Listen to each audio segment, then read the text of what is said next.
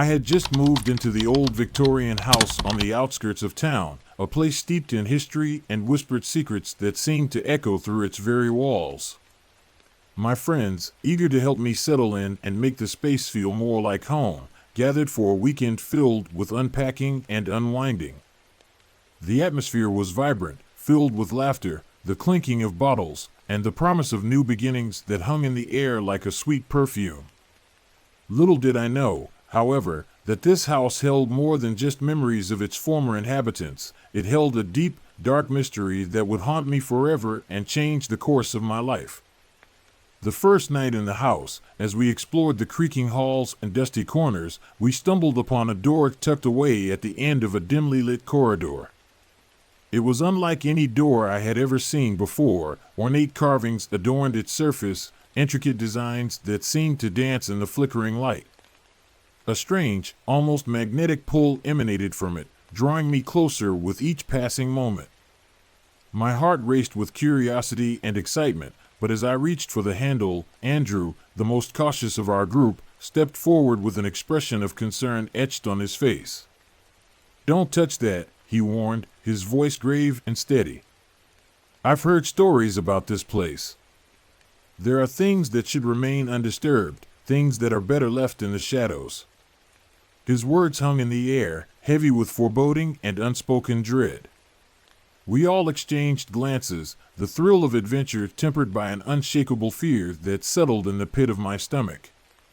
I wanted to dismiss his warnings, to laugh it off as mere superstition, but something about the door made me hesitate. It felt wrong, like a line drawn in the sand that I dared not cross, a boundary that should never be breached. As the days passed, the door became an all-consuming obsession for me. I found myself inexplicably drawn to it, my mind racing with endless possibilities. What lay behind it? I imagined treasures, ancient secrets, perhaps even the ghosts of those who had lived there before me, trapped in time. But Andrew's rules echoed relentlessly in my mind, a constant reminder of the danger that lurked beyond that threshold. "Just leave it alone," he would say whenever I brought it up, his voice tinged with urgency. "Some doors are meant to stay closed, and this one is definitely one of them." But the more he insisted, the more I wanted to defy him. It was a classic case of forbidden fruit. The allure of the unknown was intoxicating, like a siren's call that I found impossible to resist. I began to have vivid dreams about the door, dreams where I stood before it, the handle warm under my palm, the wood pulsing with life as if it had a heartbeat of its own. Each time I woke, my heart would race, the thrill of the dream mingling with the dread of reality that awaited me. One fateful night, after a particularly raucous gathering, my friends retreated to their rooms, leaving me alone with my thoughts and the door that had become my obsession. The house was silent, save for the occasional creak of the floorboards and the whisper of the wind outside, which seemed to carry secrets of its own. I felt a strange compulsion to return to that corridor, to confront the door that had haunted my waking hours and invaded my dreams. As I approached, the air grew thick with tension, almost palpable in its intensity. My heart pounded in my chest, a frantic drumbeat urging me forward. I could almost hear Andrew's voice in my head, warning me, pleading with me to turn back, to heed his advice. But the temptation was too great, too overpowering. I reached out, my fingers brushing against the cool, intricately carved wood, feeling its texture beneath my skin. In that moment, everything changed. The door swung open with a soft creak, revealing a dark void beyond that seemed to beckon me closer. I hesitated, my breath hitching in my throat as uncertainty washed over me. What lay ahead? I took a step inside, the darkness swallowing me whole as I crossed the threshold. The air was stale, and the scent of decay filled my nostrils, a sickening reminder of what had been lost. I fumbled for a light switch, my heart racing with a mix of fear and excitement. When the light flickered on, I found myself in a small room, its walls lined with dusty shelves filled with strange artifacts, old books, tarnished trinkets, and photographs that seemed to watch me with hollow eyes, their gazes boring into my very soul. but it was the center of the room that drew my attention most powerfully. A large, ornate mirror stood against the wall, its surface clouded with age and mystery. As I approached, I felt a chill run down my spine, an inexplicable sensation that something was profoundly wrong. The reflection staring back at me was distorted, as if the glass held a life of its own, a secret that it was unwilling to share. I reached out, my fingers brushing against the cool surface, and in that instant, the world around me shifted, reality bending in ways I could not comprehend. The room darkened, shadows stretching and twisting like living things, reaching out towards me with unseen hands. I felt a presence behind me, a cold breath on my neck that sent shivers down my spine, igniting a primal fear deep within me. Panic surged through my veins as I turned to flee, but to my horror, the door had vanished, leaving me trapped in this nightmare of my own making. The shadows closed in around me, whispering secrets I couldn't understand, their voices a cacophony of despair and longing. I stumbled back to the mirror, desperate to find a way out, but my reflection had changed. It was no longer just me staring back. There were faces, twisted, anguished faces that seemed to reach out for me, their mouths moving in silent screams, begging for release from their torment. I was paralyzed with fear, my mind racing as I tried to comprehend what was happening. The air grew thick with despair, and I could feel the weight of their sorrow pressing down on me, suffocating me. I was not alone in this room. I was surrounded by the lost souls of those who had come before me, trapped in this forsaken place, their pain echoing in my ears like a haunting melody. Suddenly, a loud crash echoed through the darkness, jolting me from my thoughts. I spun around to see a figure emerging from the shadows, and to my shock, it was Andrew, his eyes wide with terror and disbelief. "What have you done?" he shouted, his voice breaking through the nightmare that enveloped us. "I didn't mean to," I stammered, but the words caught in my throat as the shadows surged forward, engulfing him in a wave of darkness. I reached out, desperate to save him, to pull him back from the brink, but it was too late. He was swallowed by the darkness, his screams echoing in my ears as I turned back to the mirror, my only hope of escape. With a surge of adrenaline, I pressed my hands against the glass, willing it to show me a way out, a path to freedom. The faces in the mirror twisted and writhed, their expressions a mix of anger and sorrow. I could feel their pain, their desperation, and it fueled my determination to break free from this nightmare. "Let me go!" I screamed, my voice breaking as I pushed harder against the glass, my heart racing with a blend of fear and resolve. And then, with a blinding flash, the mirror shattered, shards flying in every direction like a storm of glass. I was thrown backward, landing hard on the floor as the darkness receded, retreating from the light that had shattered its hold. Gasping for breath, I scrambled to my feet, my heart pounding in my chest. The room was gone, replaced by the familiar corridor of my home, the one I had once felt so comfortable in. But something was different now. The air was thick with an unsettling silence, and I could feel the weight of unseen eyes watching me, scrutinizing my every move. I stumbled back to the living room, my heart racing with fear and anxiety. My friends were gathered there, their faces pale and drawn, filled with concern. "Where were you?" one of them asked, worry etched on her features. "We thought we heard something terrible." I opened my mouth to explain, to share the horrors I had just faced, but the words wouldn't come. All I could think about was Andrew, the way he had vanished into the darkness, leaving me with a heavy weight of guilt that I couldn't shake. I had opened the door, and in doing so, I had unleashed something I couldn't control, something that had taken a friend from me. The days turned into weeks, but the memory of that night lingered like a dark cloud over me, casting a long shadow on my life. I couldn't shake the feeling that I was being watched, that the shadows still lurked in the corners of my mind, waiting for the right moment to strike again. I tried to put it behind me, to move on with my life as best I could, but the guilt gnawed at me, a constant reminder of my failure and the price I had paid for my curiosity. One evening, as I sat alone in the living room, lost in my thoughts, I heard a soft knock at the door. My heart raced as I approached, the memories flooding back with a vengeance. I hesitated, my hand hovering over the knob, uncertainty coursing through me. What if it was Andrew? What if he had somehow returned from wherever he had been lost? I opened the door, but it was just the wind, rustling through the trees outside, a harmless sound that sent a shiver down my spine. I sighed in relief, but the feeling of unease lingered like a shadow at the edge of my consciousness. I couldn't escape the truth. I had opened a door that should have remained closed, and now I would have to live with the consequences of my actions, the weight of my choices pressing down on me.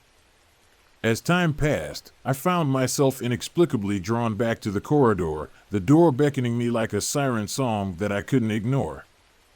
I knew I shouldn't return, that I had already faced enough darkness for one lifetime, but the pull was irresistible, a magnetic force that compelled me to confront my fears head-on. Each step toward it felt like a betrayal of my friends, of Andrew, but I was unable to resist the call of the unknown. When I reached the door, I paused, my heart pounding in my chest like a war drum. The carvings seemed to shift under my gaze, almost alive in their intricate detail, and I could hear the faint whispers of the past calling to me, urging me to listen, to understand. I placed my hand on the handle, my breath hitching as I turned it slowly, each movement filled with trepidation. The door creaked open, revealing the same dark void that had consumed me before, a gaping maw of uncertainty and fear. I stepped inside, the familiar chill wrapping around me like a shroud, suffocating and oppressive. The room was unchanged, the mirror still standing sentinel in the center, its surface clouded and mysterious. But this time, I was prepared. I approached the mirror, my heart steady as I looked into its depths, determined to face whatever lay within. The faces were still there, their expressions a mix of sorrow and rage, a reflection of the pain they had endured. I could feel their pain, their longing for release, and it ignited a fire within me, a determination to make things right. "I'm sorry," I whispered, my voice barely audible against the weight of their suffering. "I didn't mean to disturb you. I just wanted to understand what had happened, to know your stories." The mirror shimmered, and for a brief moment, I saw Andrew's face among the tortured souls, his eyes filled with anguish and sorrow. I felt a wave of guilt wash over me, a reminder of the bond we had shared and the responsibility I had to help him find peace. I had to make this right, to find a way to free him and the others trapped within this cursed reflection.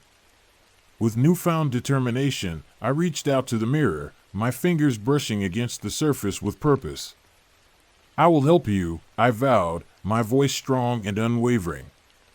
"I will find a way to free you all from this prison of despair." The darkness swirled around me, and I felt the weight of their despair pressing down on me, threatening to crush my spirit. But I stood firm, my resolve unyielding.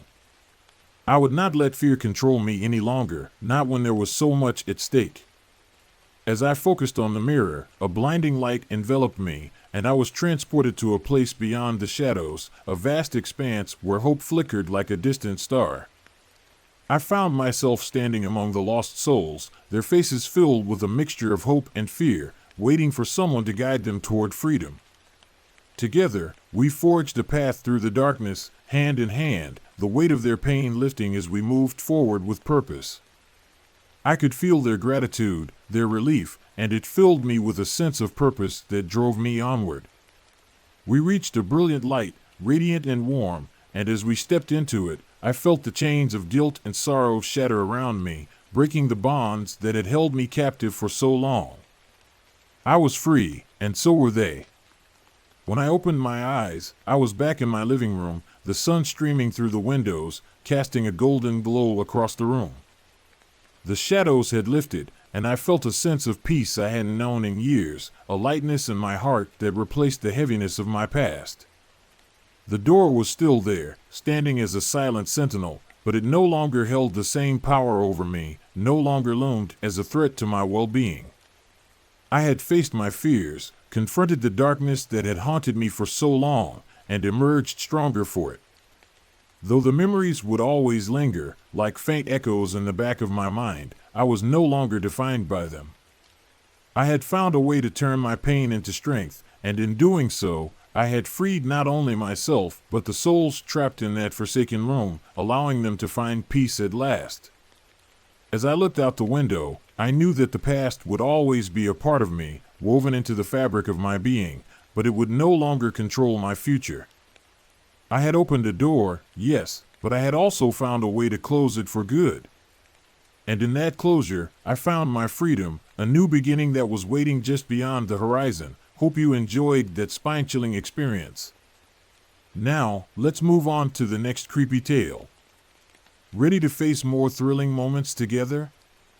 Let's dive into the next story right away. I never imagined that a simple hiking trip could spiral into a living nightmare. It was supposed to be an exhilarating adventure, a much-needed break from the mundane routine of our everyday lives. My friends and I, a tight-knit group of 5, set out one bright Saturday morning, our spirits high and our backpacks brimming with supplies. We were eager to explore the rumored hidden cave deep in the woods, a place that promised mystery, excitement, and perhaps a touch of danger. Little did we know that the darkness we would encounter would be far more profound and terrifying than just the absence of light. As we trekked deeper into the forest, the trees grew denser, their twisted branches reaching out like skeletal fingers grasping at the sky. The air became cooler, and an unsettling silence enveloped us, wrapping around us like a thick fog. It felt as though the forest itself was holding its breath, wanting us to turn back before it was too late.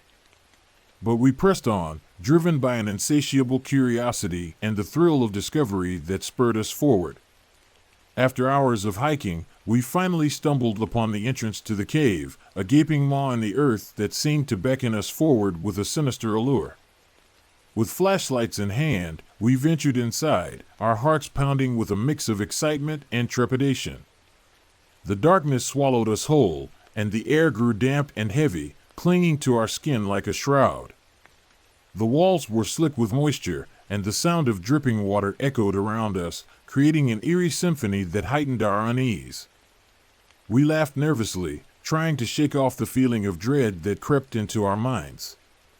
After all, it was just a cave, a natural formation, nothing more. But as we delved deeper into the labyrinthine tunnels, the laughter faded, replaced by an oppressive silence that made the hairs on the back of my neck stand on end. We wandered through the winding passages, our lights dancing on the walls, revealing strange markings and symbols that seemed to pulse with an otherworldly energy. The sight was mesmerizing yet unsettling, and I felt a chill run down my spine as I traced one of the symbols with my finger, its surface cold and rough beneath my touch. Suddenly, a low rumble echoed through the cave, and the ground trembled beneath our feet. Panic set in as we realized we were not alone in this dark, foreboding place. From the shadows, they emerged, spiders, large and grotesque, their bodies glistening in the pale light of our flashlights. They moved with an eerie grace, their multiple legs skittering across the stone floor as if they were dancing to a macabre tune. I froze, my heart racing as I watched them approach, their many eyes glinting with a predatory hunger. There was something unnatural about their movements, as if they were aware of us, calculating their next move with a chilling intelligence. I wanted to scream, to run, but my body refused to obey, paralyzed by fear. One of my friends, Jake, broke the silence that hung heavily in the air. "We need to get out of here," he shouted, his voice echoing off the walls of the cave. We turned to flee, but the cave twisted and turned, disorienting us as we struggled to find our way back. The spiders followed closely behind, their eyes glinting with a hunger that sent chills down my spine. I could feel their presence closing in, an overwhelming darkness that threatened to consume us whole. As we stumbled through the tunnels, our hearts racing and breaths quickening, we found ourselves in a large chamber. The walls were lined with webs, thick and shimmering like silver threads, glistening in the dim light of our flashlights. In the center of the chamber sat an old man, his eyes clouded but alive with a strange intensity that made me uneasy. He raised a gnarled hand, signaling us to approach. Against my better judgment, I stepped forward, curiosity overpowering my fear as I tried to make sense of this bizarre encounter. "Welcome, children," he rasped, his voice like gravel scraping against stone. "You've come to the heart of the abyss." He gestured to the spiders, who seemed to pause in their movements, their many legs stilling as they turned to regard us. "They are not here to kill you." "Not directly." Confusion washed over me, mingling with the fears that had settled in my gut. "What do you mean?" I asked, my voice trembling, barely above a whisper. The old man's expression darkened, and I felt a sense of foreboding wash over me. "They feed on fear, but more importantly, they consume what you cherish most, your fingers. They take a piece of you, and in return, they grant you a chance to escape. But be warned, the price is steep." A wave of nausea surged through me at his words. "What do you mean? Why would they take our fingers?" I asked, my mind racing with the implications. "They are remnants of an ancient pact," he explained, his voice dropping to a whisper as if sharing a dark secret. "Long ago, humans and spiders lived in harmony, sharing the earth and its resources. But greed and fear drove us apart, creating a rift that could not be healed. The spiders became vengeful, and now they seek to reclaim what was lost, what once belonged to them." My friends gathered around me, their faces pale with fear and disbelief. "We can't let them take anything from us," Sarah said, her voice barely above a whisper, trembling with anxiety. "We need to fight back." The old man shook his head slowly, his expression grave. "You cannot fight what you do not understand. The spiders are powerful, and their hunger is insatiable. Your only hope is to appease them, to give them what they desire." As he spoke, I felt a sharp pain in my hand. I looked down in horror to see a spider, its fangs sunk deep into my finger. Panic surged through me as I tried to pull away, but it held on with a vice-like grip, refusing to let go. I could feel my strength draining away, a sense of despair washing over me as the reality of our situation sank in. It was not just my blood it craved, it was my very essence, my life force. "Stop!" I yelled, but my voice was drowned out by the sound of my friends screaming in terror. I turned to see them being overwhelmed by the swarm, their fingers being bitten, the spiders feasting on their fear and despair. I felt a surge of anger and desperation rise within me. We had to escape, to fight back against this waking nightmare that threatened to consume us. I remembered the old man's words. "Appease them." In a moment of clarity, I realized what I had to do. "We need to give them something," I said, my voice steadying despite the chaos around us. "Something they want, something to satisfy their hunger." "What? What do we have?"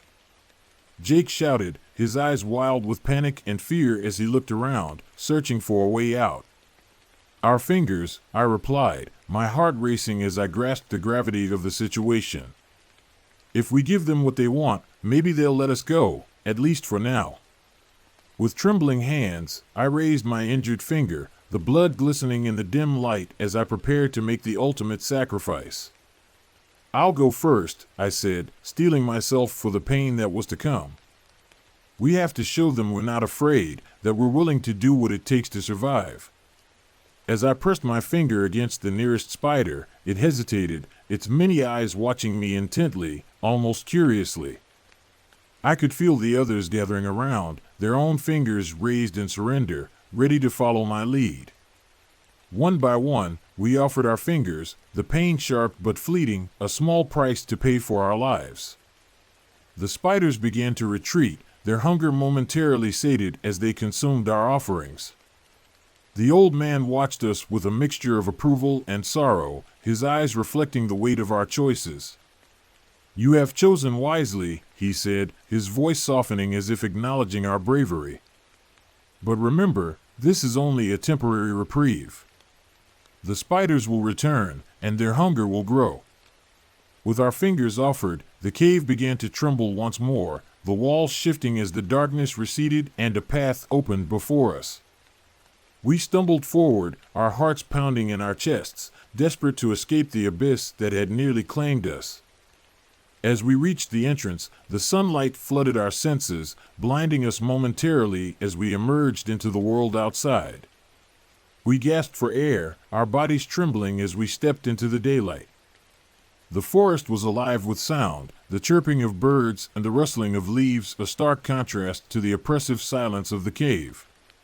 We turned to look back, the entrance now just a shadow in the distance, but we knew the truth. The spiders were still there, lurking in the darkness, waiting for the moment when they would reclaim what was theirs. In the days that followed, we tried to return to normalcy, to shake off the haunting memories of our experience, but the shadows of that cave clung to us like a second skin. Each time I looked at my hand, the memory of the pain and the darkness flooded back, a visceral reminder of what we had endured. We had escaped, but at what cost? Our fingers, now marked by the encounter, were a constant reminder of the pact we had made, a bond forged in fear and desperation. As time passed, I began to understand the old man's words more profoundly. The spiders were not just monsters lurking in the dark, they were a reflection of our own fears and desires, manifestations of the darkness that resides within us all. We had given them a piece of ourselves, a sacrifice in exchange for our lives, and in return, they had granted us a chance to escape.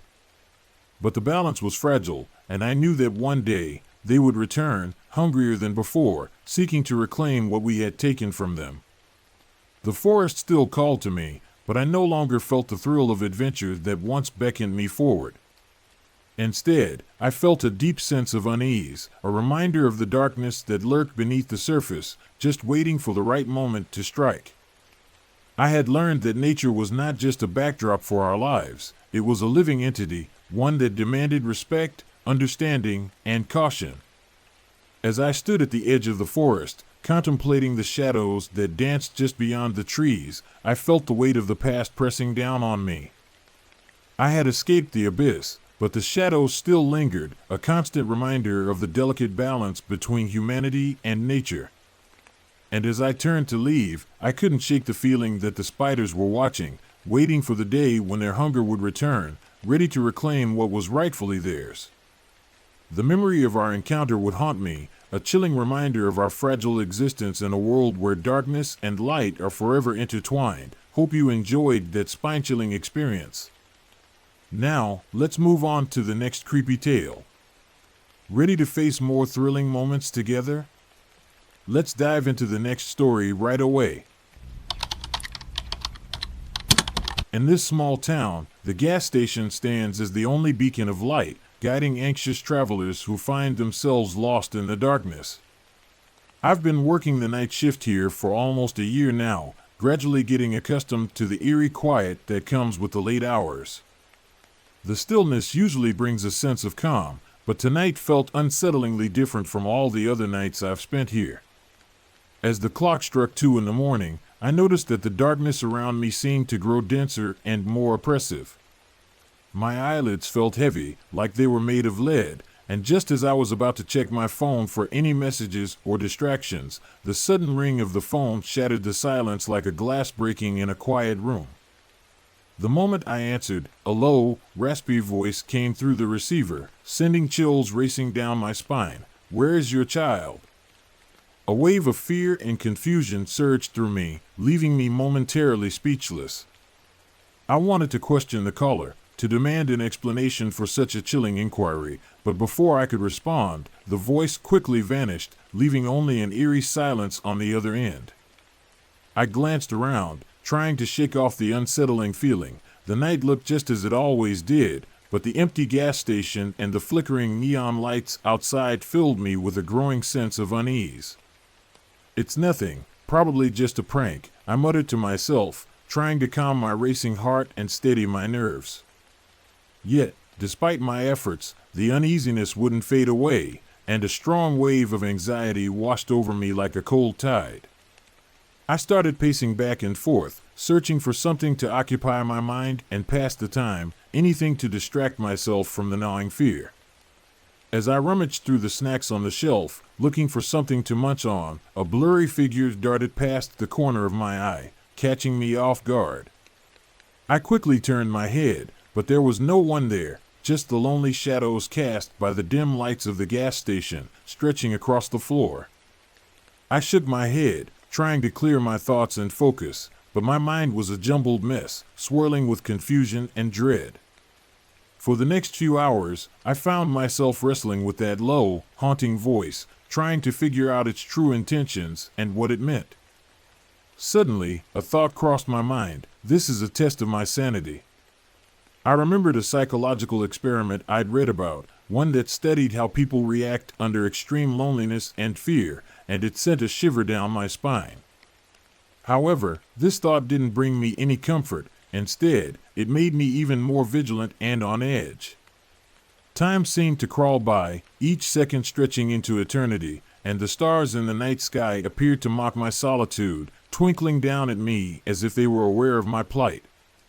Around 4 a.m, just as I was about to give myself an excuse for my spiraling emotions, I saw it, a blurry black cloud, quietly hovering between the shelves, almost imperceptibly at first. It seemed to be consuming everything around it, the food, the drinks, even the very air I breathed. I wanted to scream, to let out all the pent-up fear and confusion, but my voice was caught in my throat, rendering me unable to move, frozen in place. The black cloud drew closer, as if it were trying to communicate something to me. I closed my eyes tightly, desperately trying to break free from this bizarre and terrifying illusion, but I heard a whisper in my ear, chilling me to the bone. You can't escape anymore. Fear enveloped me completely, blurring the lines between reality and illusion, making it hard to discern what was real and what was merely a figment of my imagination. I started to think about my child, imagining if he were to appear before me at that moment, would he be swallowed by this encroaching darkness? That sense of helplessness washed over me like a tidal wave, crashing into my chest, and my heart felt like it was about to burst from the pressure. Time continued to slip away, each second feeling like an eternity, and the distance between the black cloud and me grew shorter and shorter. I could feel the chill it brought with it, creeping into my bones. My thoughts became increasingly hazy, as if I were conversing with death itself in some twisted, surreal nightmare. Suddenly, I realized that maybe I had already died, just drifting as a lost soul in this endless night. This thought nearly shattered my sanity, leaving me gasping for breath. After a brief moment of madness, I began to miss the living, especially my friends and loved ones. I looked around anxiously, hoping to see familiar faces, but all I got in return was the oppressive silence of the gas station. I repeatedly dialed their numbers, but all I heard was the busy signal, as if they too had been consumed by the darkness that surrounded me.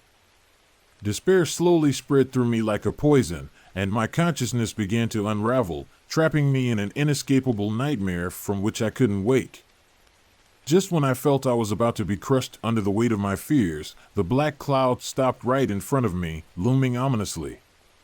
It seemed alive, like a twisted mouth whispering to me with a sinister glee, "You thought you could escape? Your child is just in another dream." I let out a painful scream, sinking deeper into endless despair, feeling as though I were being swallowed whole. Yet, somewhere deep inside, an instinct told me that this was all an illusion, and the ultimate test was whether I would choose to face the darkness that threatened to consume me. I began to reflect, recalling those conversations about life and death that I had with others, and my inner strength gradually grew, slowly but surely. The darkness that surrounded me wasn't infinite, it was merely a manifestation of my deepest fears. Facing the black cloud, I slowly found my courage, gathering every ounce of strength I had left. "You can't have me," I shouted defiantly, trying to break through the suffocating gloom that surrounded me. As I yelled, the black cloud began to waver, as if it were being affected by my resolve, becoming more transparent with each passing moment. Finally, light pierced through the darkness, as if a gust of wind had blown away the shadows that had settled in my heart. The black cloud collapsed before me, dissipating with a soft whisper, and I could no longer hear that low, haunting voice that had tormented me. The night sky began to brighten, and I finally realized that it had all been a figment of my mind, a manifestation of my fears. This was a battle with myself, and true death didn't come from external forces or threats, but from the fears and anxieties that lay hidden within me. I stepped out of the gas station, sunlight washing over me like a cleansing wave, clearing away all the gloom that had enveloped me. I finally understood that every day of being alive is a responsibility, a gift that I must cherish, and I must bravely face the unsolvable mysteries of life, whether they concern myself or those around me. The road ahead will still be filled with the unknown and the unexpected, but I've learned how to coexist with my inner fears and shadows. I will no longer allow them to overshadow my life or dictate my actions, for I have emerged stronger from this encounter with my own darkness. Hope you enjoyed that spine-chilling experience. Now, let's MOV on to the next creepy tale. Ready to face more thrilling moments together? Let's dive into the next story right away. It was in the depths of the Appalachian woods, a place steeped in mystery and lore, where my brother and I embarked on a hunt that would forever change us and alter our understanding of the world around us. The sun had barely risen, casting a pale light through the trees, when we set off, eager and determined to track down a peculiar breed of stray dog that had been haunting the outskirts of our small town. These dogs were said to be a mix of various breeds, wild and elusive, with a strange, haunting howl that sent chills down the spine of anyone who dared to venture too close or even think about approaching them.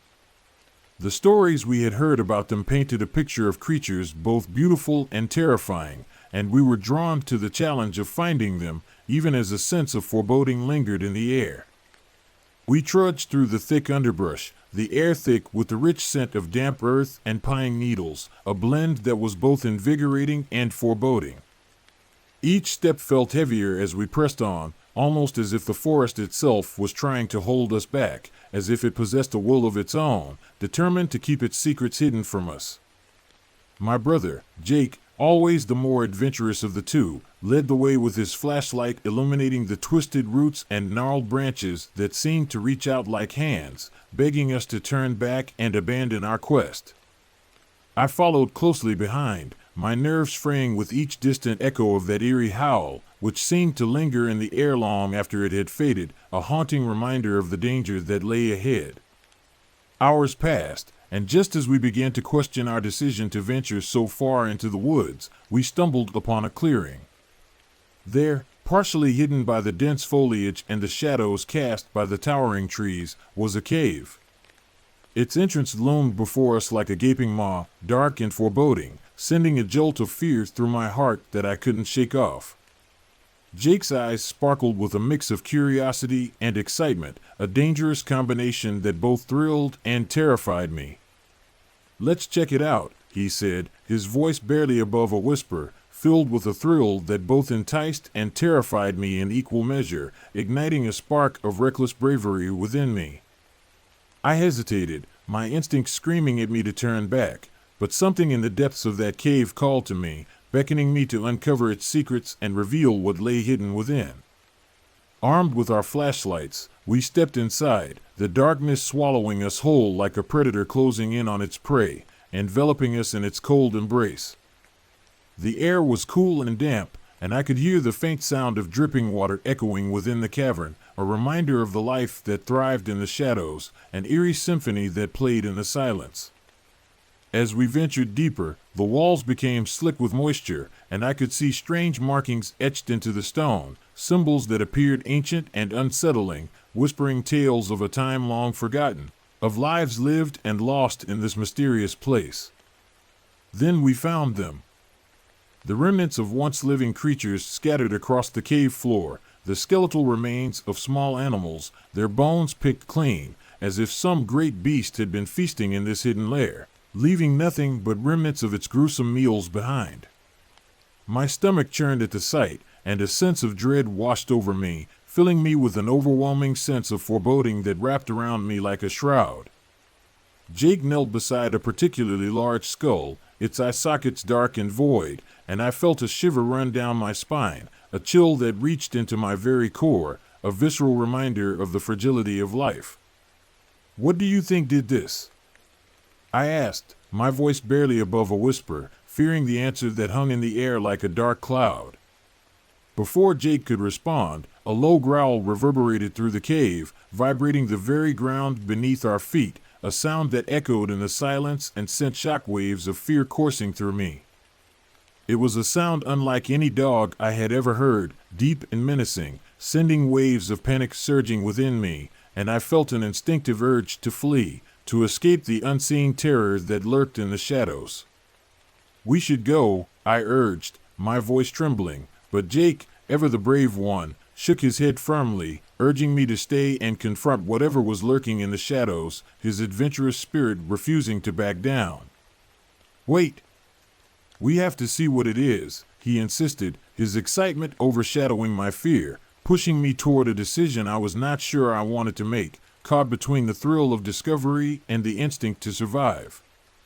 The growl grew louder, more aggressive, vibrating through my bones like a warning bell, a siren call that screamed danger. I glanced at Jake, who was still peering into the shadows, seemingly oblivious to the danger that lurked just beyond our sight, lost in his own thrill of adventure. And then I saw it, two glowing eyes staring at us from the darkness, their intensity freezing me in place, paralyzing my body with fear, a primal instinct that told me to run. Instinct kicked in, and I grabbed Jake's arm, yanking him back just as a massive shape lunged toward us.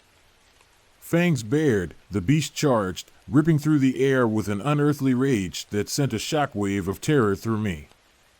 It was unlike anything I had ever seen, a mix between a wolf and something primal, its body covered in matted fur and sinewy muscles, a creature born of nightmares, a manifestation of our deepest fears. We turned and ran, our breaths quickening as the creature pursued us with relentless fury, its growls echoing in the cave like a death knell. The cave's darkness disoriented us, and I could hear the chaotic pounding of my heart in my ears, drowning out everything else, the sound of my pulse pounding in my head. I could feel its hot breath on my neck, a reminder of the danger that was so close behind, but the sheer terror urged me onward, my feet pounding against the cold stone as we plunged deeper into the labyrinth of shadows and echoes, desperately seeking an escape. Just when I thought we were lost forever, we burst into the open air of the clearing, the bright light of day hitting us like a shockwave, a stark contrast to the darkness we had just escaped. We didn't stop to look back, we just ran, our lungs burning, the howls of that beast echoing behind us as we tore through the underbrush, desperate to put as much distance between us and the cave as possible, our hearts racing in a frantic rhythm.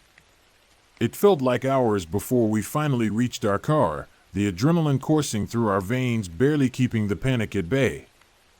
Jake fumbled with the keys, his hands shaking uncontrollably as he struggled to find the right one, his fingers slipping in his haste. I glanced back at the woods, half expecting to see that creature emerging from the trees, its eyes boring into my soul with a predatory intensity that made my skin crawl.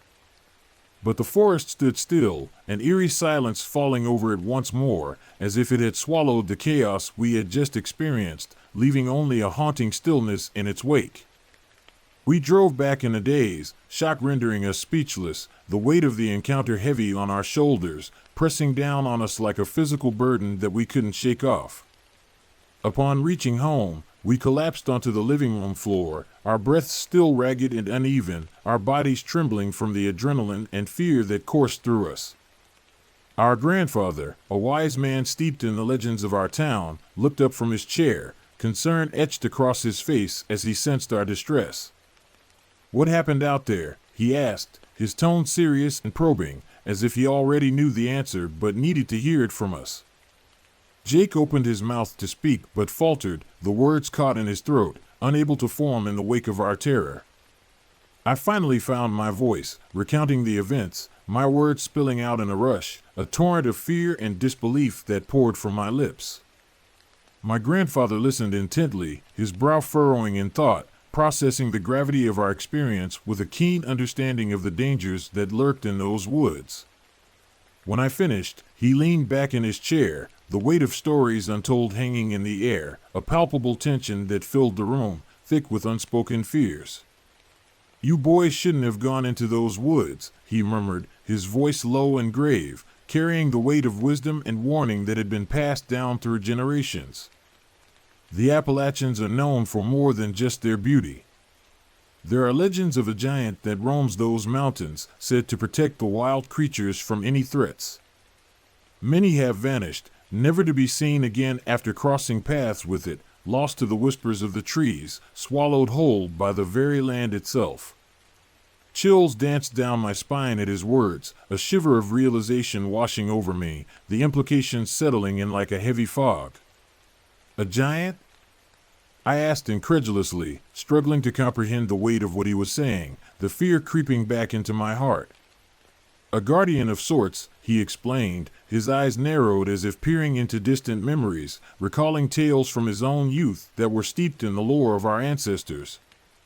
"It has the form of the creatures it protects, but its true nature remains hidden in the shadows, elusive and enigmatic, waiting for the unwary to stumble into its domain. They say it can sense your fear, and that fear gives it strength, feeding its power and making it more formidable." The room fell silent, my heart pounding in my chest as I processed what he was saying, the reality of our encounters settling in like a weight on my soul. The memories of that ferocious beast surged back, a shiver running through me as I recalled the terror of those glowing eyes. Could that creature we encountered have been the giant our grandfather spoke of? Was it something far more sinister than we ever imagined, lurking in the depths of the woods, waiting for its next victim? I exchanged a glance with Jake, and I could see the same terror reflected in his eyes, mirroring my own fears and doubts. We were not only hunters, but now unwilling participants in the folklore that haunted our town, caught in a web of legends and truths that felt all too real. If that creature was indeed the guardian of the Appalachian woods, then we had come dangerously close to crossing a line that should never be breached, a boundary that separated the known from the unknown, the safe from the perilous. As days turned into weeks, the fear lingered, haunting my thoughts and dreams, refusing to let me go, an unwelcome companion that shadowed my every step. I found myself drawn back to the woods, unable to shake the feeling that something was out there, watching and waiting for the right moment to strike, the memories of our encounter etched into my mind. Every rustle of leaves, every distant howl sent spikes of anxiety coursing through my veins, a constant reminder of our encounter that I could not escape, a ghost that haunted my waking hours. One night, unable to sleep, I ventured to the edge of the woods, the moonlight casting eerie shadows on the ground, illuminating the path ahead with an otherworldly glow. I stood there, staring into the inky blackness, torn between curiosity and fear, battling the urge to run away and the desire to confront the unknown that lay just beyond the trees. Was it foolish to seek answers? Or was it a necessity to confront the very thing that had shaken the foundations of our reality and forced us to confront our own fears and insecurities? My legs moved of their own accord, leading me deeper into the familiar path that had once felt so innocent and inviting. The forest seemed to breathe around me, whispering secrets in the wind, beckoning me to uncover what lay hidden within its depths, to face the darkness that had once terrified me.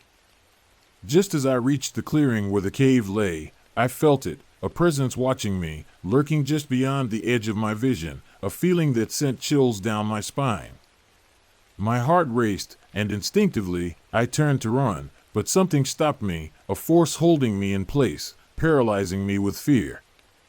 In the depths of the trees, two glowing eyes watched, gleaming like embers in the darkness, a beacon of something both terrifying and mesmerizing that drew me in.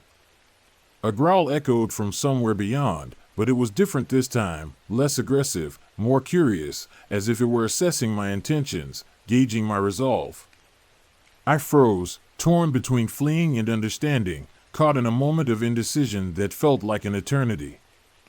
And then I heard it, a low, haunting howl that resonated deep within me, a sound that seemed to call to my very soul, reaching out to me from the shadows. It was a call, a challenge, an invitation to step further into the unknown, to embrace the mystery that lay ahead. I summoned the strength I had left and stepped forward into the clearing, the weight of the shadows pressing against me, enveloping me in their embrace like a shroud. In that moment, I understood. The woods were alive, filled with stories untold and horrors unremembered, a tapestry of life and death woven together in a delicate balance. I had been warned, yet here I stood, a thread woven into the very fabric of those ancient lands, a part of a story much larger than myself, intertwined with the fate of the forest. As I looked into those glowing eyes, I felt a connection, something primal and terrifying, a bond that transcended fear and doubt, drawing me closer to the heart of the wilderness. What once instilled fear in me now felt like a whisper of the wild, a reminder of the power of nature and its mysteries, the beauty and terror that coexist in the world. I had crossed into a realm where the lines blurred, a space where the hunters could just as easily become the hunted, where the roles were reversed, and the hunter became the hunted. But what I saw became clear. I would no longer be a mere participant in this tale. I would uncover the truth that lay hidden within the shadows of the Appalachian woods, no matter the cost. And as that creature stepped closer, merging with the darkness that surrounded it, I knew my journey had just begun, a path fraught with danger and discovery, leading me deeper into the heart of the unknown, where secrets awaited and the wild beckoned. Hope you enjoyed that spine-chilling experience. Now, let's move on to the next creepy tale. Ready to face more thrilling moments together? Let's dive into the next story right away. I can still vividly recall the day I first stumbled upon the entrance to the abandoned bunker. It feels as if it happened just yesterday. It was a crisp autumn afternoon, the kind where the leaves crunched satisfyingly under my feet as I wandered aimlessly through the dense woods, searching for a thrill to break the monotony of my small-town life. In a place where adventure was a rare commodity, exploring the forgotten corners of our surroundings had become my favorite pastime, a way to escape the mundane. Little did I know that this seemingly innocent venture would lead me down a path from which I might never return. The woods had always held a certain intrigue for me, the way the sunlight filtered through the thick canopy above, casting dappled shadows on the forest floor, creating a mosaic of light and dark. But on this particular day, something felt different, something unsettling lingered in the air. A nagging sensation pulled at me, urging me deeper into the thicket, as if the very trees were whispering secrets I was meant to uncover. After wandering for what felt like hours, I stumbled upon a moss-covered concrete slab, protruding from the ground like a grave marker, a remnant of something long forgotten. My curiosity piqued. I felt compelled to inspect it closer. As I brushed away the leaves and debris that had accumulated over the years, I discovered a rusted metal door, slightly ajar, beckoning me with its mystery. The air around it felt heavier, charged with an unexplainable tension that sent shivers down my spine. My heart raced with a mix of fear and excitement, an intoxicating blend that urged me forward. Ignoring the still, eerie feeling gnawing at my gut, I pushed the door open, the rusty hinges creaking like the voice of a long-forgotten ghost, echoing through the silence. Stepping inside, the darkness enveloped me like a thick fog, swallowing me whole. My phone's flashlight barely pierced the gloom, illuminating the damp, concrete walls that loomed around me. I was met with a long corridor lined with doors, most of them locked and covered in the dust of decades, remnants of a time that had long since faded. A strange chill ran down my spine as I ventured further into the heart of the bunker, each step echoing ominously in the oppressive silence. The silence was profound, broken only by the distant sound of dripping water, a reminder of the decay that surrounded me. The air was musty, filled with a scent that was a disturbing mix of mold and something metallic, something I couldn't quite place. I felt a shiver course through me, as if invisible eyes were watching my every move, lurking just beyond the edge of my vision. Continuing down the corridor, I came across a large room at the end, filled with remnants of a world long gone. Rusty machinery lay scattered about like forgotten relics, and tattered papers clung to the walls, their yellowed corners curling with age and neglect. I could hardly discern the words on them, though they seemed to describe war, enemies, and survival, a dark history embedded within these walls, whispering tales of despair and conflict. Suddenly, a low groan echoed through the corridor behind me. My blood turned cold as I spun around, heart pounding in my throat like a drum. The door I had entered through was now ominously closed, sealing me inside this forsaken place. Panic surged through me, and I rushed to push it open, but it wouldn't budge. The air felt thick, as if I was being suffocated by unseen hands, gripping me tightly. "Hello?" I called out, my voice trembling as it bounced off the concrete walls, swallowed by the darkness.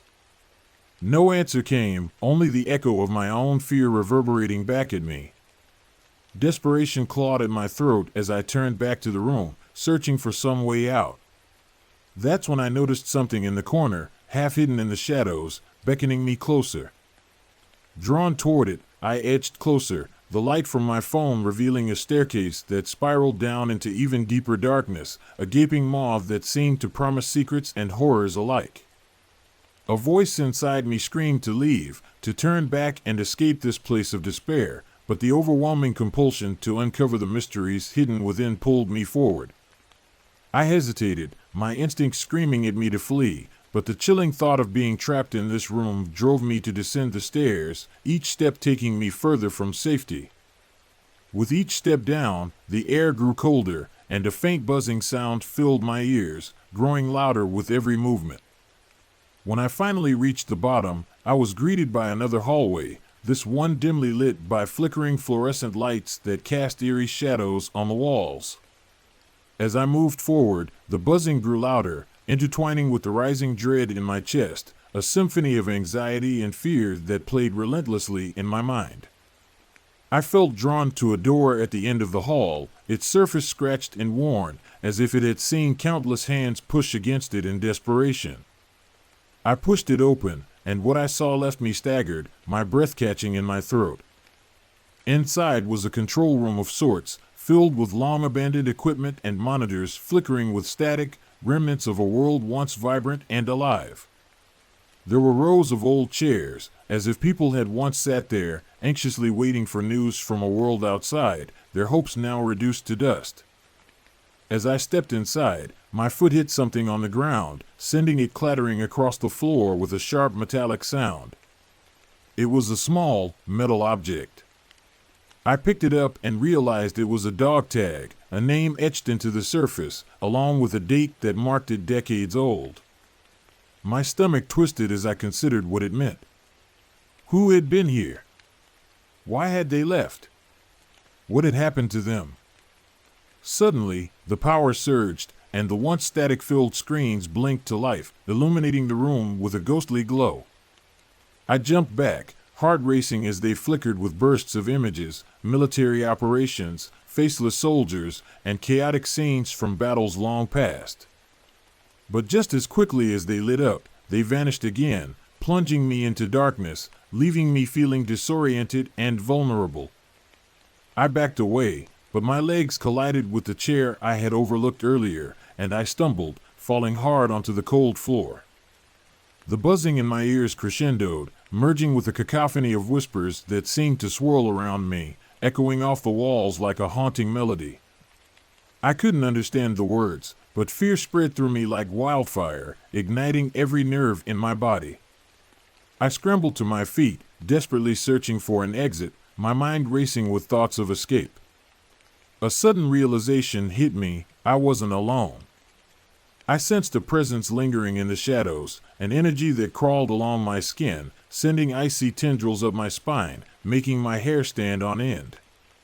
I turned, scanning the darkness, eyes wide with terror, but saw nothing. Yet, I could feel them, the weight of their stares, their unresolved stories hanging thick in the air, pressing down on me like a heavy shroud. Frantically, I retraced my steps, trying to find the staircase that would lead me back to the surface, back to safety. The corridor seemed to stretch endlessly, twisting and turning as if it were alive, disorienting me with each step I took. Shadows danced just outside the reach of my flashlight, taunting me with their flickers, like they were reaching out from the past, begging me to join them in their eternal lament. Get out! The thought echoed in my mind, a desperate mantra, but my body refused to comply, paralyzed by fear.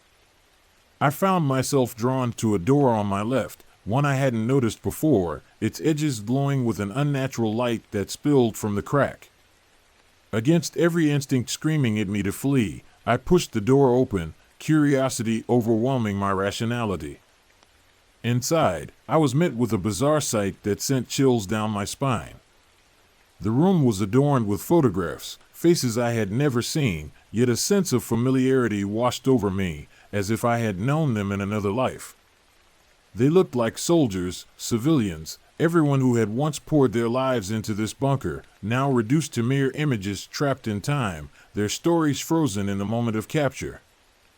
I approached the photographs, feeling a strong urge to reach out, to connect with their stories, to understand the lives that had once filled this place with hope and fear.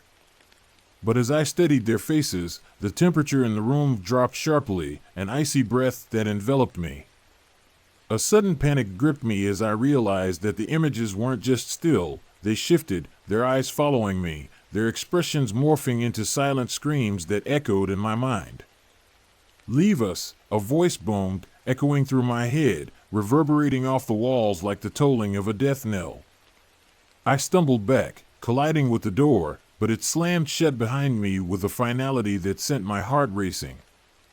The room began to spin, and I felt myself being pulled into the photographs, their despair seeping through the cracks of reality, threatening to consume me.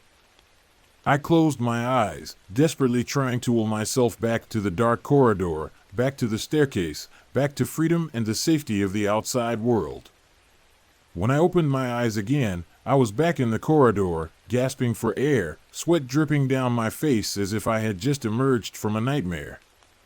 My flashlight flickered ominously, casting erratic shadows on the walls, and I sensed that time had shifted. I had lost hours in that accursed room, trapped in a cycle of fear and despair. I could hear the whispers again, louder, more insistent, echoing through the air like a haunting lullaby. They beckoned me, urging me to stay, to learn their stories, but the fire of instinct told me to run, to escape while I still could. I sprinted down the hallway, my heart racing as I navigated the darkness, the whispers morphing into frantic pleas that clawed at my sanity. The door to the outside world loomed ahead, a beacon of hope amidst the encroaching darkness, and with a final push, I threw it open. The light from the outside flooded in, bathing me in warmth, a stark contrast to the oppressive gloom I had just escaped. But as I stepped over the threshold, I glanced back one last time, a lingering sense of dread coiling in my stomach. There, in the doorway, stood figures shrouded in shadow, their faces unrecognizable, mouths moving as though screaming for me to return to the darkness, to join them in their eternal vigil. I stumbled backward, my breath hitching as I turned and fled into the woods, running until my legs burned and I could no longer hear their cries, their pleas for companionship echoing in my mind. Even now, as I sit in my room, the memory lingers like a ghost, haunting my every thought. The bunker, the whispers, the faces, they are etched into my mind, a vivid reminder of what I encountered in that forsaken place. I feel a pull, a connection to those trapped souls, a duty to remember them and share their story with the world. But at what cost? There is something truly terrifying about knowing they are still waiting in the dark, still living through their nightmares, perhaps hoping that one day, someone else like me might come to join them in their eternal suffering. And every time the night grows silent, I can't help but wonder if their shadows lurk just beyond my door, waiting for the right moment to reclaim me, to drag me back into the depths of despair from which I barely escaped. Hope you enjoyed that spine-chilling experience. Now, let's move on to the next creepy tale. Ready to face more thrilling moments together? Let's dive into the next story right away. In a small town called Darkwood, there's an old and terrifying legend. It tells of a pirate named Skeleton Jack. He plundered the seas and met a gruesome fate. Skinned alive, his soul remains trapped in the Darkwood forest, wandering among the sparse ancient trees at night, searching for a new body, and any unsuspecting soul could become his next prey. My two friends, Tommy and Jack, and I were the bravest kids in town, never afraid of ghosts. At school, our teachers would tell us stories about Skeleton Jack, and we would laugh at those who were scared. But one day, we found an old Ouija board in the school bathroom, and out of curiosity, we decided to give it a try. Let's do a seance. We just need to ask 3 questions, I said excitedly, my eyes gleaming with mischief. Tommy hesitated, but eventually, Jack and I convinced him. We formed a circle, placed our fingers on the board, and quietly asked, "Skeleton Jack, can you hear us?" Strangely, the board seemed to move slightly. "Stop. This might not be a good idea," Tommy said, his face pale, but I was too caught up in excitement to care. Just then, the Ouija board suddenly jerked, spelling out, "The Silent Black Tree." As soon as the words were out, the lights in the bathroom began to flicker, and a chilling wind swept through, filling us with an inexplicable fear. "Don't be scared, let's go find this black tree." Jack's voice rang in my ears, as if he, too, was being pulled by some unknown force. Our curiosity led us on a journey into the forest. Night fell, and the moonlight filtered through the dense leaves, creating an eerie atmosphere. Once we entered the forest, the trees towered above us, and it was eerily quiet, with only the occasional rustle of the wind. Deep in the thick woods, we finally spotted the legendary black tree. Its trunk twisted and turned, covered in a layer of black moss, resembling countless gnarled hands reaching for the sky. "This is it." I pointed at the black tree, though I felt a chill run down my spine. Tommy started to back away, his fear evident in his faint voice. "This place gives me the creeps, we should go back." His words sounded small in the vast forest. "Don't be silly, we haven't seen anything yet." Jack seemed even more excited, walking towards the black tree with the Ouija board in hand. At that moment, the black tree seemed to shimmer, and a shadowy figure flickered among the branches. My heart sank, and an invisible fear enveloped me. "We should leave," I shouted, but Tommy had already started to head back. Just then, Jack's voice turned low and mysterious. "Don't you think this tree is calling us?" We all froze, and then a chilling laugh echoed from the depths of the black tree. Tommy bolted with all his might, while I felt like I was frozen in place, helplessly watching Jack walk towards the tree. That moment felt like a nightmare, my body growing numb with fear. As I tried to catch up with Tommy, the roots of the black tree suddenly cracked open, revealing a pitch-black hole. Jack stopped in his tracks, his eyes glazed over, as if the darkness was consuming him. A strong sense of unease washed over me, and I desperately tried to run, but my feet felt impossibly heavy. At that moment, I realized this was no accident. Skeleton Jack's curse was quietly descending upon us. I turned to run to Tommy, but I heard whispers behind me, and a shadow emerged from the black tree, exuding a suffocating stillness. The figure's face was indistinct, with only hollow eye sockets that seemed bottomless, drifting through the dark night, ready to strike. "Why have you called me? Why disturb my peace?" Skeleton Jack's voice echoed in my ears, as if it came from the depths of hell. I realized this was no game, it was a battle of life and death. In the darkness, I felt my soul being drawn in, as if I was about to merge with this evil presence. I struggled desperately but couldn't move. "Don't come near me," I yelled, but my voice was swallowed by the night. The shadow slowly approached, and I felt a paralyzing fear enveloping me, like an irresistible force. Its presence was suffocating, tearing at my fragile will with every passing second. Do you miss me? I'm so lonely. Jack's shadow began to twist, and I finally saw his horrifying face, realizing he was already trapped by the curse. His body was torn apart, covered in blood and flesh, yet he still smiled with a twisted joy. We were wrong.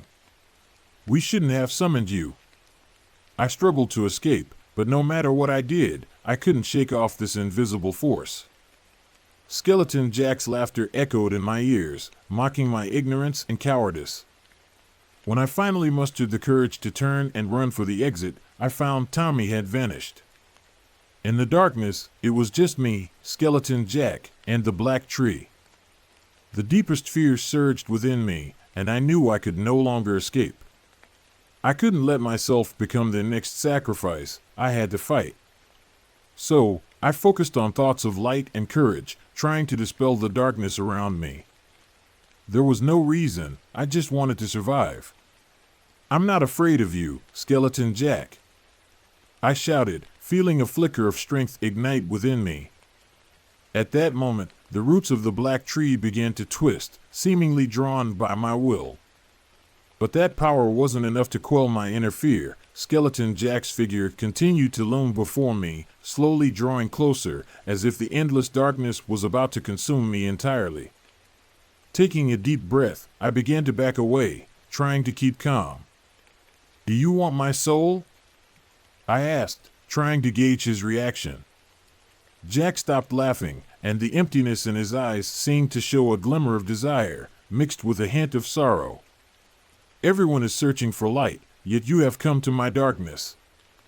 His voice turned low and sorrowful, as if telling of his own suffering. You're not alone, I can help you. I tried to persuade him, unsure if it was the right thing to do, but it was my only hope. Skeleton Jack stared at me, seemingly contemplating my offer. What can you offer to gain my freedom? I'm willing to help you end this curse. I'll tell others your story, I said firmly, even though my heart was filled with fear. In that moment, the darkness seemed to pause, and Skeleton Jack's face gradually became clearer, his expression caught between struggle and pain. His voice echoed again, if you can find my remains and give me peace, I will no longer haunt this world. I promise you, I said immediately, feeling a surge of hope. With my promise, the dark shadows seemed to weaken, and Skeleton Jack gradually faded away, the roots of the black tree starting to close again. In a moment of shattered stillness, I finally broke free from that suffocating feeling, turning to run out of the forest, knowing I needed to uncover more secrets about him in town. A few days later, Tommy and I finally returned to Darkwood.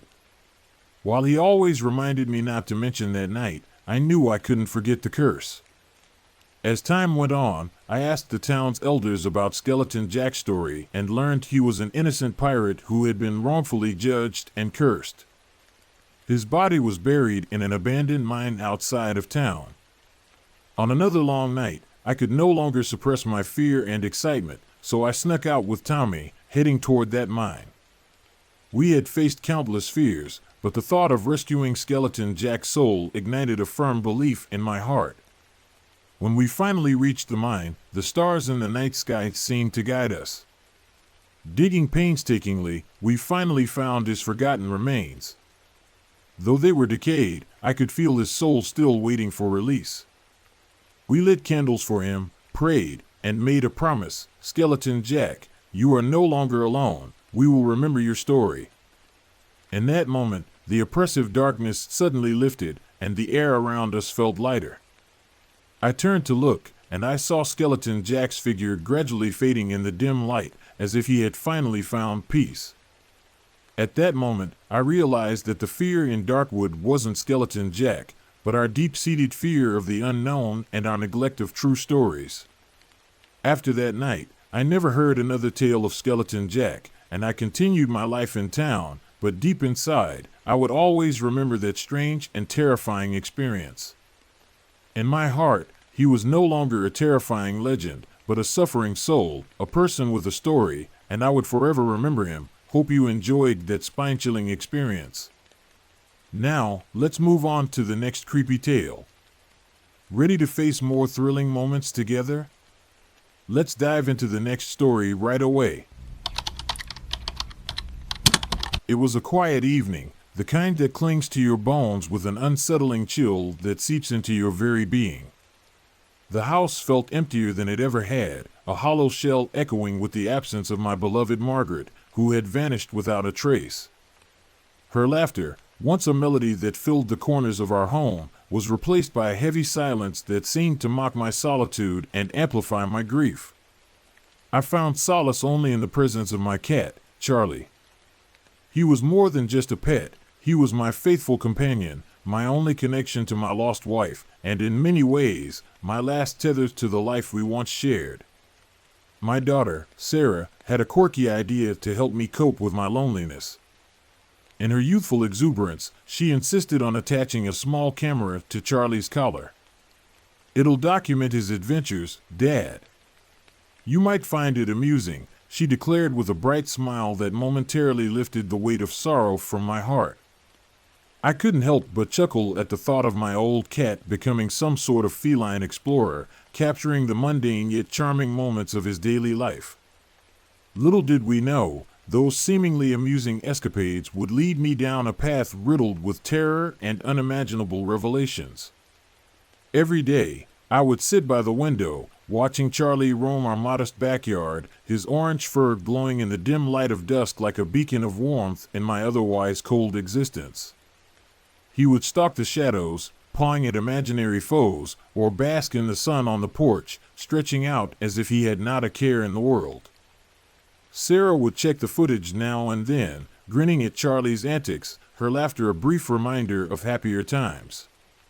But lately, the playful spirit that had once defined him seemed to fade from his eyes. Something was different. He was restless, as if he sensed the weight of my sorrow and the shadows lurking just beyond our home. One morning, as the sun crept timidly over the horizon, casting a soft golden hue across the landscape, I noticed Charlie behaving unusually. His tail was flicking with an intensity one hadn't seen before, a telltale sign that he was agitated. I watched from the kitchen as he darted off towards the woodline behind our home, his movements swift and purposeful. My heart raced. There was something in the way he moved, as if he had a mission, a calling that drew him into the depths of the forest. After a while, he returned, something shiny dangling from his mouth. I squinted to get a better look, and my stomach tightened when I realized it was a necklace. A delicate silver chain, with a small locket that glinted ominously in the morning light, catching my eye and sending a shiver down my spine. I felt a strange wave of dread wash over me, a premonition of the darkness that lay ahead. I hastily grabbed the locket from him, flipping it open with trembling hands. There, inside, was a faded photograph of a woman. My heart dropped. It was Margaret. That night, I watched the recordings with a pounding heart, each flicker on the screen sending chills down my spine. Charlie's escapades took a darker turn than I could have ever anticipated. The images flickered across the screen, revealing Charlie wandering further than usual, exploring places I had never thought to investigate. He ventured deep into the woods, a realm I had avoided since Margaret's disappearance, as if the trees themselves were guardians of some dark secret. The woods swallowed him whole, but he didn't seem afraid. Instead, he appeared curious, almost entranced. The camera captured his every move, the way he crouched low, eyes wide and alert, ears perked as he sniffed the air, sensing something just out of reach. Then something chilling appeared on the tape, freezing my blood. It was a massive nest, intricately woven among the branches of an ancient tree, a grotesque monument to the secrets hidden within the woods. My breath hitched as Charlie approached it cautiously, the camera shaking slightly as he entered the shadows of the nest. My heart sank deeper as he moved aside twigs and leaves, revealing a grotesque sight: bones. Human bones, remnants of lives long extinguished. Terror gripped me as I leaned closer to the screen, desperately wishing I hadn't seen what lay before Charlie. There were skulls, some still adorned with remnants of hair, and others scattered like forgotten memories, remnants of those who had once lived and breathed. And then I saw it, among the tangled remains, the unmistakable outline of a skull that was just like the one I had held in my dreams since Margaret disappeared. The realization hit me like a punch to the gut. I froze, my breath caught in my throat, as the gravity of the situation settled over me. How could this be? My mind raced, a whirlwind of thoughts crashing together in a chaotic symphony of dread.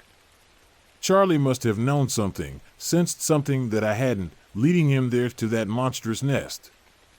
I felt a surge of nausea and panic coursing through my veins. The mere thought that my wife could be among those remains clawed at my sanity, threatening to unravel the fragile grip I had on my reality. Days turned into weeks, each one dragging on as I could no longer stay in that house, haunted not only by the memories of Margaret but by the gruesome discoveries unraveling in my mind.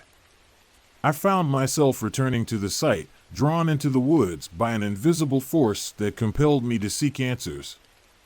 Charlie followed closely, his presence both comforting and eerie, a reminder that I was not entirely alone in my descent into darkness. As we approached the clearing where the nest lay, I felt the air thicken, charged with a heaviness that made each step agonizingly slow. The sun barely penetrated the canopy of twisted branches above, casting unsettling shadows that danced around us like specters.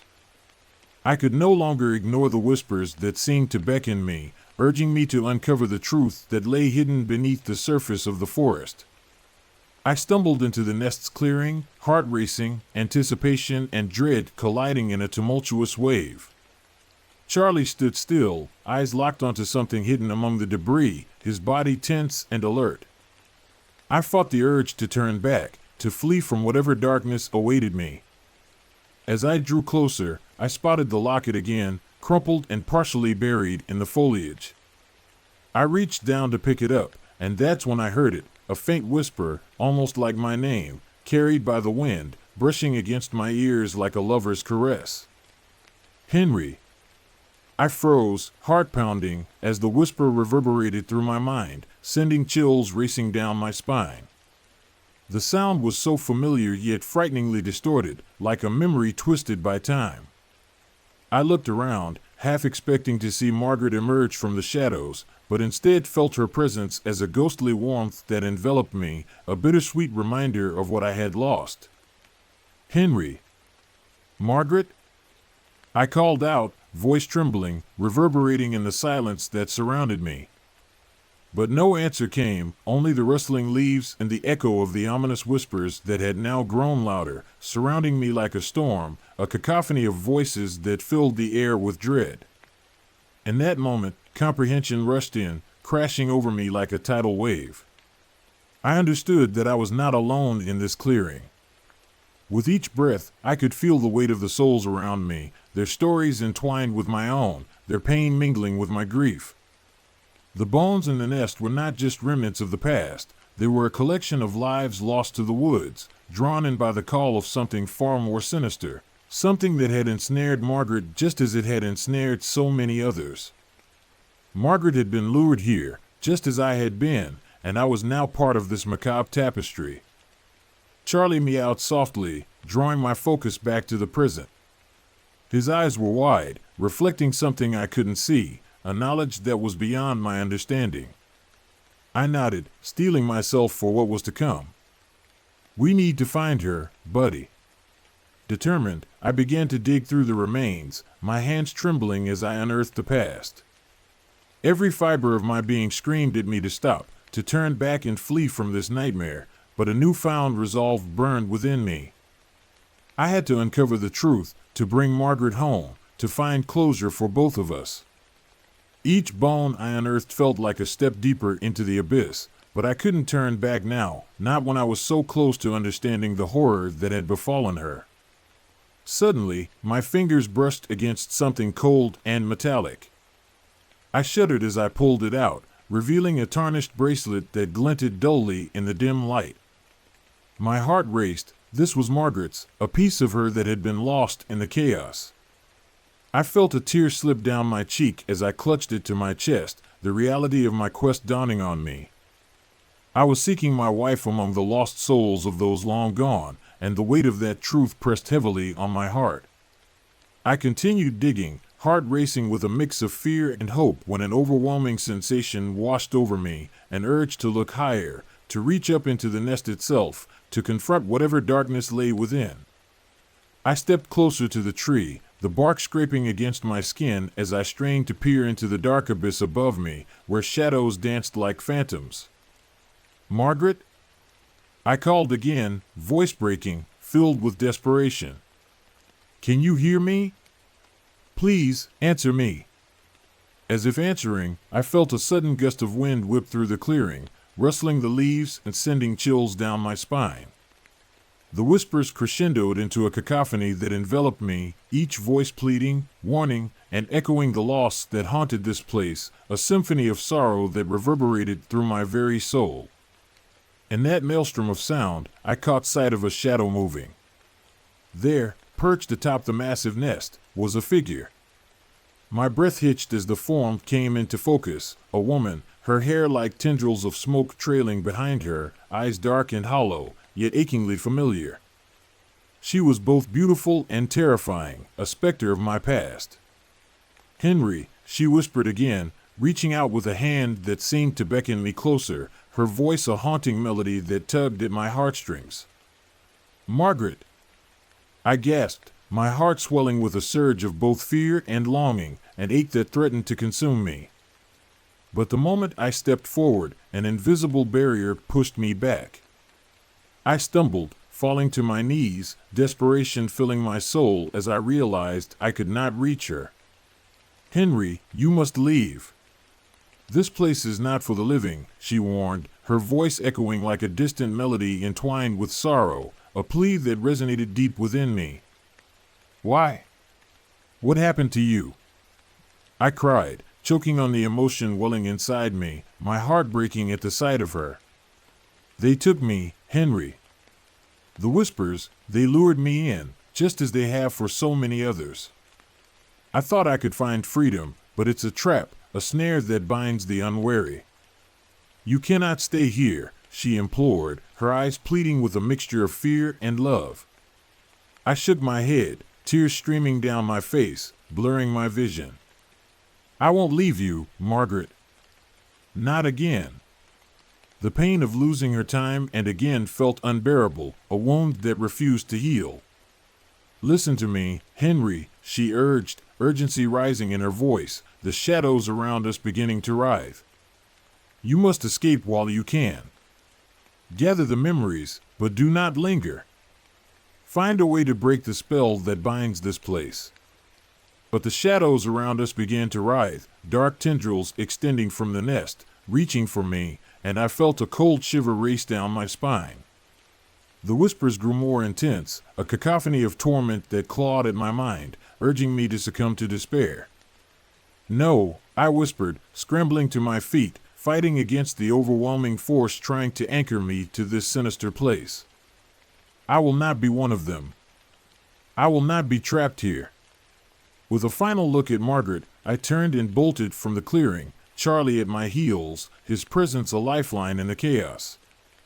The forest seemed to come alive, branches snapping and the wind howling as the shadows chased behind us, desperate to drag me back into the depths of despair and sorrow. "Run, Henry. Don't look back." Margaret's voice echoed in my mind, a haunting reminder of what I was leaving behind, and I pushed myself harder, fueled by determination and love. Each step became a battle against the encroaching darkness, a fight for my soul, for my very existence. Finally, as the last remnants of daylight began to fade, I stumbled out of the woods, collapsing onto the grass of my backyard, gasping for breath. The weight of the nest and its horrors lifted but deeply imprinted in my memory, a scar that would never fully heal. I clung to the bracelet, a symbol of love lost but never forgotten, a tether to the life I had once known. Charlie nuzzled against me, purring softly as if to assure me I was no longer alone, a reminder that I still had something worth fighting for. I had escaped, but the shadows would always whisper, the echoes of the past haunting my dreams, a constant reminder of what I had faced. Though the world felt heavier without Margaret's warmth, I had uncovered the truth. I would carry her memory with me, knowing that her spirit was free from the entrapment of the woods, liberated from the whispers that had ensnared her. And even as the whispers lingered at the edges of my consciousness, I vowed to remember, not just the loss, but the love we had shared, unyielding and everlasting, a bond that transcended even the darkest of shadows. Hope you enjoyed that spine-chilling experience. Now, let's move on to the next creepy tale. Ready to face more thrilling moments together? Let's dive into the next story right away. That summer of my life, I made the bold decision to venture out alone to the enchanting west coast of Ireland. The waves were crashing against the shore with a rhythmic intensity, as if they were trying to tell me an ancient, mysterious story that had been hidden for centuries. The locals I encountered were always full of fascinating tales, and I found myself particularly drawn to the stories of mermaids and sea spirits that seemed to dance on the lips of everyone I spoke to. Their eyes would twinkle with excitement as they recounted encounters with these mythical beings. So, one evening, as the sun dipped below the horizon in a blaze of orange and pink, I strolled along the rugged coastline, seeking both mystery and adventure in the fading light. As I walked along the sandy beach, lost in my thoughts, something suddenly caught my eye, a dark gray stone lying half buried in the sand. Intrigued, I approached it cautiously, and as I got closer, I realized with a jolt that it was a skeleton, shaped in a way I had never seen before in all my explorations. Its bones were intricately carved, adorned with distinct fish scale patterns that shimmered in the dim light, almost as if they were alive. It was like a perfect blend of human and marine features, a striking embodiment of the tales I had heard. A mermaid's remains. A surge of excitement rushed through me. Had I really stumbled upon a legendary relic that had been lost to time? Despite the hesitation creeping into my mind, I instinctively reached out and touched the skeleton, feeling the coolness of the bones against my fingertips. In an instant, a deep whisper echoed in my ears, resonating like a haunting melody that seemed to come from the very depths of the ocean. The surroundings shifted dramatically. The warm sunlight was swallowed by an encroaching darkness, and night fell quietly around me. The waves began to churn violently, growing increasingly tumultuous as if they were responding to some unseen force. I felt an invisible presence enveloping me, as if an unseen force was beginning to watch me intently, making my heart race with both fear and curiosity. At that moment, thick fog rose from the sea, obscuring everything on the shore and wrapping me in a shroud of mystery. As the mist began to clear, I saw a twisted creature emerge from the depths. Its body resembled an ancient ship, eroded by years of being battered by the sea, with limbs contorted in unnatural angles, eye sockets deep and hollow, and its face like coral from the ocean floor, bearing a fierce and haunting beauty. A wave of fear washed over me, yet I couldn't bring myself to look away from its mesmerizing gaze.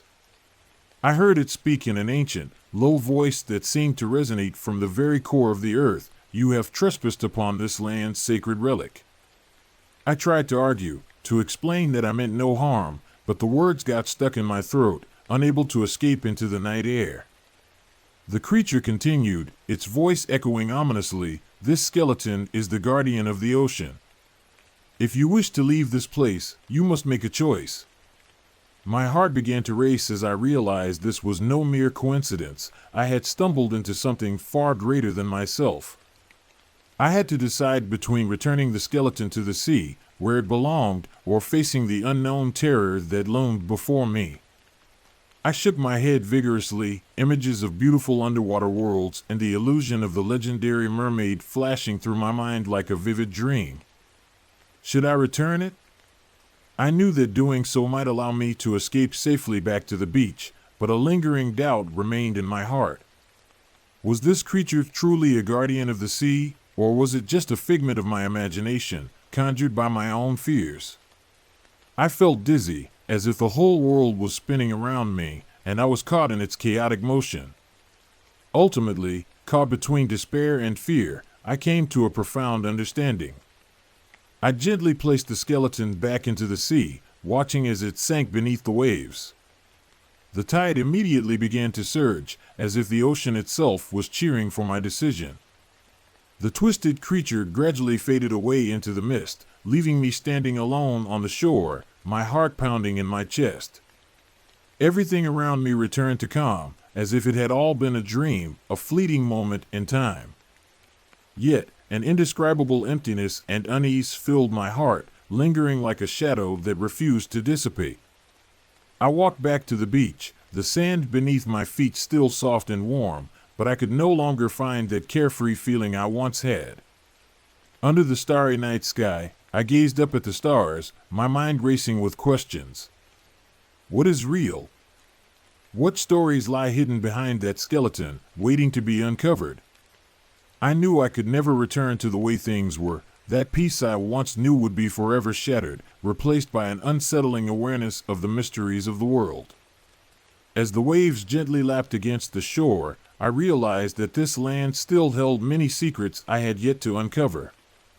Perhaps the legendary mermaid didn't just exist in tales told by the fireside, but was hidden in the depths of the waters, guarding mysteries that shouldn't be disturbed by those who dared to venture too close. My heart was tangled with a yearning for the unknown, a desire to understand the depths of the ocean and the stories it held. But I understood where that yearning might lead me. I left that beach, carrying an unresolved secret, allowing time to pass, knowing it would forever remain buried deep within me, a part of the mystery that is life itself. Hope you enjoyed that spine-chilling experience. Now, let's move on to the next creepy tale. Ready to face more thrilling moments together? Let's dive into the next story right away. Since I can remember, the house next door has always been a vacant shell, standing there in silence. Its windows were always shut tight, like watchful eyes refusing to blink, and the paint on the outside was peeling away in flakes, revealing the weathered wood beneath, much like a silent giant abandoned by time and neglect. It loomed over the neighborhood, a relic of a bygone era that seemed to hold its breath, waiting for something, or someone, to disturb its eerie stillness. Then one day, unexpectedly, a family moved in, shattering the long-standing silence that had enveloped the place. A wave of unease washed over me at this sudden change, but at the same time, I felt an irresistible curiosity bubbling up within me. Their last name was Green, and they were a cheerful couple with 2 energetic kids. Among them, their daughter, Casey, stood out to me. She was young and strikingly beautiful, with a radiant smile that seemed to light up even the gloomiest of days. Every time I caught a glimpse of her playing in the garden, laughter spilling from her lips, I felt an inexplicable pull towards her, as if she were a magnet drawing me in. However, as the days turned into weeks and the weeks into months, I began to notice that my fascination with this family was becoming increasingly twisted and complicated. This growing obsession led me to recall memories of my mother, vivid snapshots from my childhood that I had long buried. It was a particularly gloomy summer when she decided to take me to visit an old, decrepit house that was rumored to be haunted. There, we encountered a terrifying old woman who lived alone, her presence as unsettling as the shadows that danced around her. Her eyes were like black holes, seemingly able to see right through my soul, stripping away any pretense of innocence. Whenever I closed my eyes at night, the old woman's face would materialize in my mind, sending chills racing down my spine. No matter how hard I tried to shake off those haunting memories, they clung to me like shadows, always lurking just out of sight, impossible to escape. As the weeks passed, my interactions with Casey grew more frequent. She always warmly invited me over to her house, her enthusiasm infectious, yet I found myself hesitating every time. Every time I stepped foot in that house, my unease would intensify, a knot of anxiety tightening in my stomach. It felt like the house had some sort of strange connection to me, as if it were beckoning me to delve deeper into its mysteries, enticing me to uncover what lay hidden within its walls. One fateful day, I finally gathered the courage to walk into Casey's home. The interior was cozy and charming, filled with the warmth of family life, but as I wandered through the rooms, a strange feeling began to creep in, like a chill in the air. The walls seemed to whisper softly, their secrets brushing against my ears, and the floor trembled gently beneath my feet, as if it were alive. I tried to ignore these odd sensations, but they wrapped around me like a spell, leaving me unable to break free from their grasp. Casey and I sat on the couch, chatting and laughing, the sound of her joy filling the air. However, as time passed, my mood grew heavier, the weight of my unease becoming more pronounced. Her laughter echoed in my ears, but I felt an invisible pressure mounting, as if something sinister were lurking in the shadows, watching me with hungry eyes. My thoughts became chaotic, swirling in a tempest of fear and confusion, and a strong sense of dread surged within me, making it hard to breathe. At that moment, my gaze unintentionally fell on a painting hanging on the wall. It depicted a dark room, with a hunched figure in the corner that looked exactly like the terrifying old woman from my childhood memories. My heart sank, and fear washed over me like a tidal wave crashing onto the shore. I tried to look away, but the old woman in the painting seemed to smile at me, her expression both inviting and chilling, sending fresh chills down my spine. "What's wrong?" Casey's voice pulled me back to reality, breaking the spell that had momentarily ensnared me. I forced a smile, trying to mask my inner panic, but her concerned gaze only intensified my unease, making me feel like I was on the edge of a precipice. "I'm fine, just a bit tired," I replied, my voice shaky, but my mind was racing with thoughts about the true nature of that house, the secrets it held, and the darkness that seemed to seep from its very foundations. As I spent more time with Casey, the shadow of that house loomed larger in my mind, growing more ominous with each passing day. I began to have nightmares, vivid and unsettling, always featuring the old woman, her finger pointed directly at me as if summoning me to join her in the darkness. Each time I woke up, drenched in sweat, I felt an invisible weight pressing down on me, as if something were forcing me to confront my inner fears, dragging me deeper into a pit of despair. Finally, one day, I reached my breaking point. I couldn't take the torment any longer. I decided to explore the secrets of that house once and for all. Under the cover of night, I quietly slipped into Casey's home, my heart racing with a mix of fear and anticipation. The house was eerily silent, the kind of silence that felt heavy and oppressive, with only the sound of my heartbeat echoing in my ears. I approached the painting, my pulse quickening, filled with dread and a strange sense of inevitability. As I got closer, the old woman in the painting seemed to come alive, her gaze burning like flames, piercing straight through me. I felt dizzy, as if the whole world were spinning out of control. In that instant, I realized that this house was more than just a home. It was a cage, a prison that held countless souls captive, and I was one of them, ensnared in its web of darkness. I turned to run, panic surging through me, but the door behind me slammed shut with a deafening thud, as if mocking my helplessness. Despair filled my heart, and the feeling of being trapped tightened around me like a vice, squeezing the breath from my lungs. I began to scream, but my voice was swallowed by the suffocating darkness that surrounded me. Just when I was about to break down completely, Casey's figure appeared before me, her presence both familiar and unsettling. She wore an eerie smile, as if she had known everything all along, every fear and every secret I held. She reached out her hand, her voice soft and inviting. "Welcome back, I've been waiting for you." Panic surged within me, and I tried to struggle against the invisible bonds that held me in place, but my body felt as if it were under a spell, unable to move or escape. Casey's hand drew closer, and I felt a powerful force pulling me into the dark abyss, a gravitational pull that was impossible to resist. Memories flooded back, overwhelming me, and the old woman's figure reappeared in my mind, transformed into countless screams and despair that echoed in my ears. In that moment, I understood that this house was my fate, and I would be trapped here forever, unable to escape its clutches. My destiny was intertwined with Casey's, locked in a dance of fear and darkness, and my inner demons only grew in this oppressive space, until they consumed my very soul, leaving nothing but emptiness behind. In the darkness, I heard countless whispers echoing around me, their voices weaving together like a tapestry, as if recounting the story of my past, my fears, and my regrets. My spirit crumbled under the endless torment, eventually dissipating into a wisp of smoke, vanishing within the eerie confines of this house, forever lost to its haunting embrace. Hope you enjoyed that spine-chilling experience. Now, let's move on to the next creepy tale. Ready to face more thrilling moments together? Let's dive into the next story right away.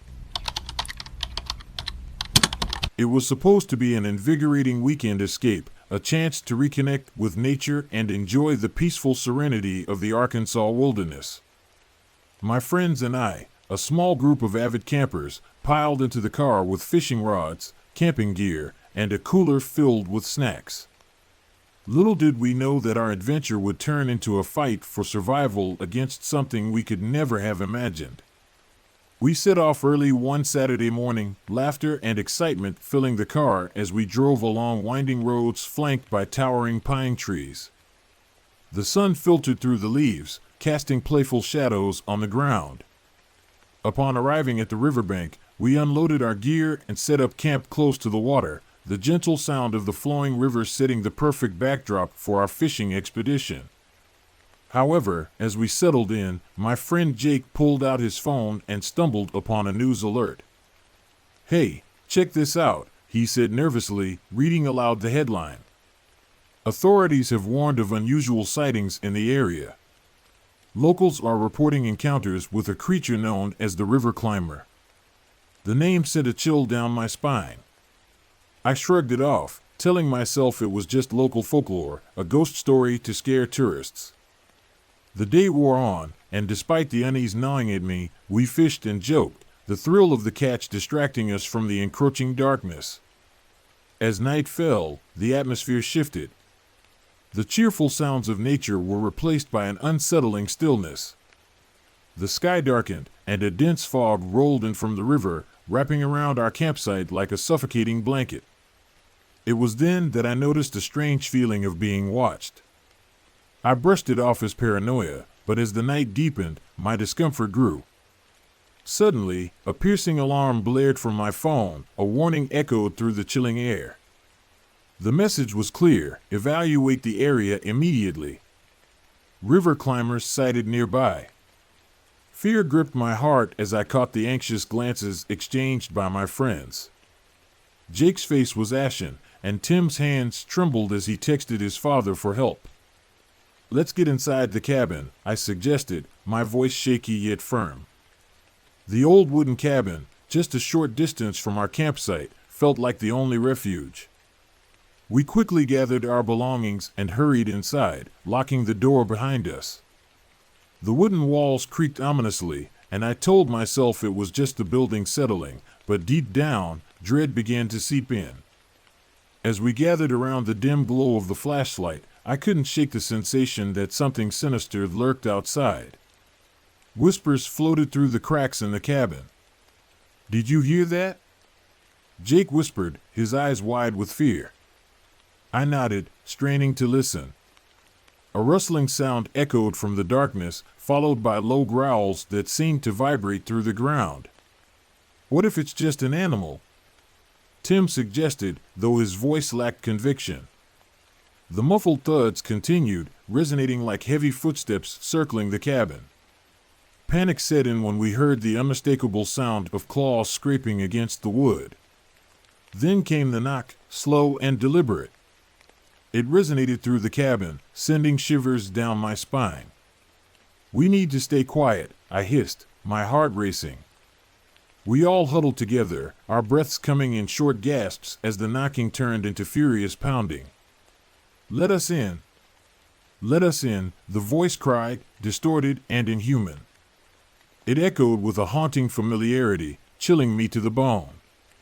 The pounding stopped abruptly, and a deafening silence enveloped us. We didn't dare to move, fear anchoring us in place.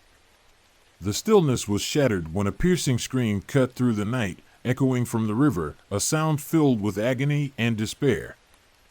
I couldn't tell if it was one of my friends or something else entirely. As the chill in the cabin deepened, we heard a crash from outside. The door rattled violently as if something was trying to force its way in. Tim grabbed a heavy fishing rod, brandishing it like a weapon. "If it comes in here, we're ready," he asserted, though his voice trembled with uncertainty. But an ominous thought crossed my mind. What if it had already entered? As if scripted by a sinister force, the lights flickered, plunging us into darkness. Jake's flashlight flickered weakly, casting ghostly shadows across the walls. In a moment of desperation, I crept to the window, careful to avoid making a sound. Peering out, my heart sank. A grotesque figure was silhouetted against the fog. It moved with an unsettling grace, its long limbs bending and twisting in unnatural ways. Its skin shimmered like water in the moonlight, glistening and reflective. I stumbled back, gasping as I saw its eyes, vast and empty, sucking in the light around it. "Get away from the window!" Jake hissed, pulling me back into the cabin's gloom. The entity seemed to pause, its head tilting as it listened, sensing our presence. With horror, we watched as it moved to the door, claws curling around the handle. My mind raced with thoughts of escape, but where could we go? We were trapped. "Make a run for it," Tim shouted, a surge of courage overcoming his fear. But before we could make a decision, a deafening crack echoed as the door splintered under the creature's force. We scrambled back, desperately searching for anything to defend ourselves. The door gave way, and the creature lurched into the cabin, its movements fluid and terrifying. Its mouth gaped wide, revealing rows of jagged teeth that gleamed in the darkness. I felt the air leave my lungs as it lunged toward us, and in that instant, instinct took over. We dashed toward the back window, hoping to escape the nightmare. But just as we reached it, the creature's clawed hand shot out, grabbing Tim. His scream echoed as it yanked him backward, dragging him into the shadows. We heard his struggles fading into the night, muffled by the cacophony of terror. Heartbroken and terrified, Jake and I climbed through the window, cutting our arms on the glass. We didn't stop to check for injuries. Adrenaline coursed through our veins as we sprinted into the dark forest, the sounds of the creature's pursuit echoing behind us. Branches snagged at our clothes and arms as we navigated the trees, disoriented and scared. The moonlight filtered through the branches, offering limited visibility. "We need to find help," I gasped, glancing back, but there was no sign of the creature yet. We ran into the heart of the forest, praying we would find safety. After what felt like hours, we stumbled upon a small old cabin, half hidden by the dense trees. With no other option, we rushed inside, barricading the door with whatever we could find. It was dark and musty, and the air felt heavy with an ancient dread. As I caught my breath, I searched for any sign of life. "Tim," I called out, but the silence that greeted me was suffocating. "He's gone," Jake whispered, tears streaming down his face. The reality of the night's events began to settle in, a cold numbness replacing the adrenaline. Then, through the silence, I heard it, a faint whisper. It seemed to echo around us, and the walls felt as if they were breathing. "Help me," it drifted toward us, hollow and desperate, sending shivers down my spine. "Did you hear that?" I asked, gripping Jake's arm tightly. He nodded, eyes wide with terror. We huddled together, afraid to move. The noise grew louder, a chilling harmony of cries and pleas, merging into a symphony of despair. "Help me," the voice beckoned again, tugging at something deep within me. I shook my head, conflicted between horror and curiosity. We can't let it draw us in. It's a trap, I insisted. But as I spoke, the voice grew stronger, pleading and forming words like an incantation. Save us, we're trapped. Suddenly, an eerie glow illuminated the cabin, and phantoms began to materialize around us. Tormented souls, their faces twisted in anguish, reached out with desperate hands. Help us, they cried, fading in and out of focus as they surrounded us. Jake and I backed against the wall, fear paralyzing us as the spirits flickered like candle flames. What is this?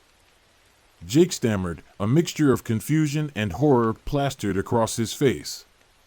I remembered the tales. The river climber didn't just take lives, it claimed souls to swell its dark power. We must escape, I urged, and we dashed for the door, but the ghostly figures pressed closer, their cries filling our ears with despair. Help us, escape its grasp. In that moment, I realized they were warning us to flee before our spirits too became tethered to the darkness. With newfound determination, we pushed through the door, sliding into the night as the spirits wailed behind us.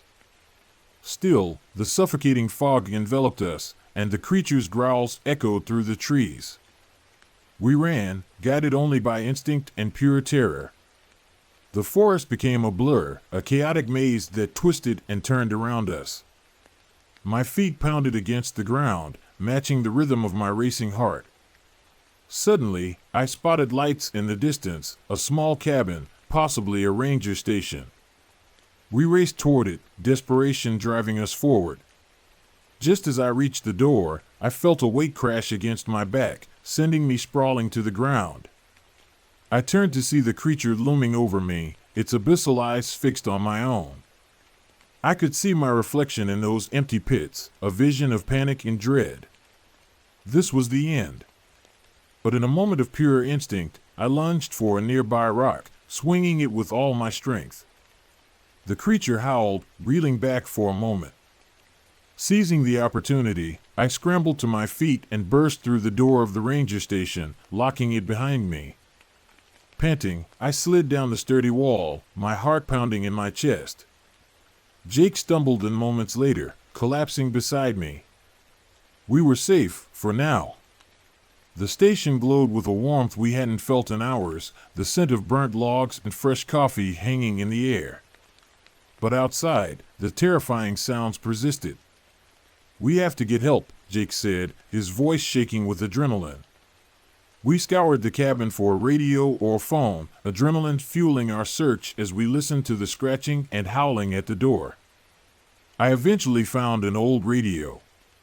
Fumbling with the knobs, I finally caught a channel. Mayday, mayday. We need help.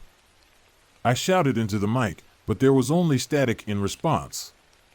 Then, as if answering our call, the door burst open. A flash of movement caught my eye, and relief surged through me as a group of rangers stormed in, weapons drawn and expressions grim. "You boys okay?" one of them asked, quickly ushering us to safety. We told them everything, the creature, the spirits, how Tim had been taken. They listened with knowing expressions, and it felt as if our nightmare had become a part of their reality.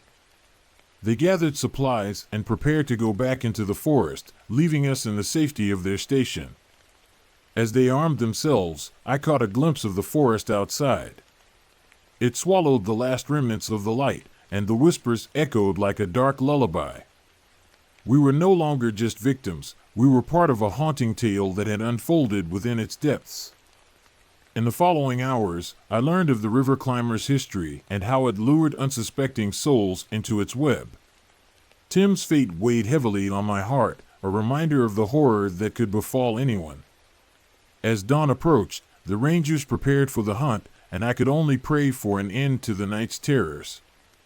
And though we survived, I would never forget the chilling whispers that haunted me, the voices of those trapped, seeking salvation from a nightmare that refused to die. Even now, I can hear them, calling out from the shadows, a reminder that some horrors linger long after the sun has risen. All right, that's the end of today's story. Thank you for joining me on this thrilling journey through the shadows of life and death.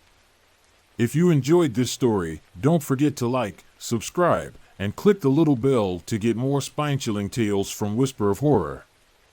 Remember, every soul has a story, and here, we give them a voice. See you next time. Stay curious, stay cautious, and keep whispering horror.